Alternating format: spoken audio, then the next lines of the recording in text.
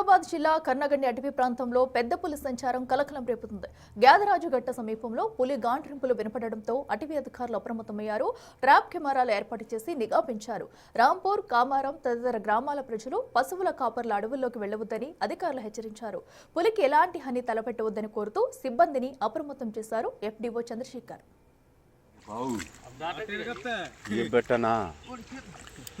క్షీరతండలో పులి సంచారం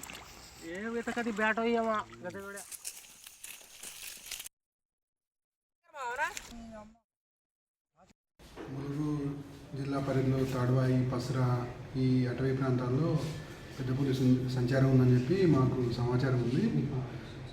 ఎప్పటి నుంచి అయితే మాకు ఆ సమాచారం తెలిసిందో అప్పటి నుంచి కూడా మా గూడూరు, మహబూబాద్ జిల్లా గూడూరు డివిజన్ పరిధిలో కొత్తగూడ అండ్ గంగారం రేంజెస్లో మా సిబ్బందిని అలర్ట్ చేసి వారు గత వారం 10 రోజుల నుంచి కూడా మా సిబ్బందిని ఒక్కొక్క రేంజ్లో 3 టీంలు ఏర్పాటు చేసి